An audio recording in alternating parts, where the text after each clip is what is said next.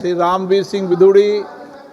आदरणीय अध्यक्ष महोदय, मैं आपका धन्यवाद करता हूं और आपके माध्यम से मैं माननीय मंत्री जी से ये पूछना चाहता हूं कि दिल्ली में भीड़-भाड़ और ट्रैफिक जाम की समस्या को कम करने के लिए केंद्रीय सड़क परिवहन और राजमार्ग मंत्रालय की कौन-कौन सी योजनाएं प्रस्तावित हैं, इन योजनाओं की कुल कितनी अनुमानित लागत है और इन पर कब से कार्य शुरू होने की संभावना है?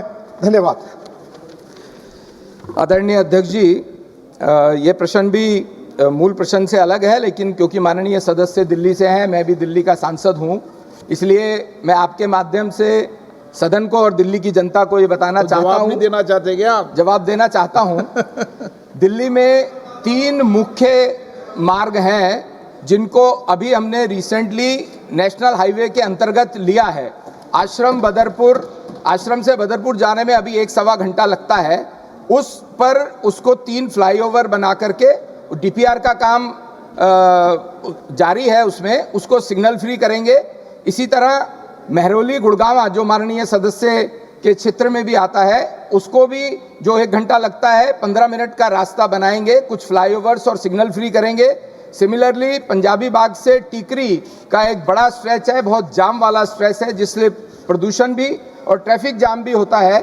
उसके लिए भी हमने अपना डीपीआर का काम प्रारंभ किया है और जो 1.5 घंटे का रास्ता है उसको सिग्नल फ्री अधिकांश करके और कुछ फ्लाईओवर एलिवेटेड रोड बना करके उसको आधे घंटे में करेंगे। एक सबसे महत्वपूर्ण बात, जब गुड़गांव से दिल्ली आते हैं तो जो शिव मूर्ति एयरपोर्ट के पास का स्थान है, वहाँ अक्सर जाम रहता है। अक्सर आप सब लोगों को भी उसकी तकलीफ झेलनी पड़ती है।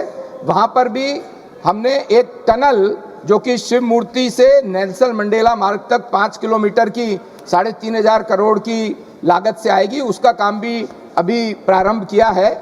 इसके अलावा भी ऐसे अभी जैसे कालंदी कुंज का एक सेक्टर है जहाँ पर 6 चौराहे मिलते हैं आकर के, जो मयूर विहार, नोएडा, और वहाँ पर हमारा दिल्ली मुंबई एक्सप्रेसवे भी लॉन्च हो रहा है। वो भी जैसे धौला कुआं का हमने सिग्नल फ्री सर्किल बनाया है, वैसा ही करेंगे।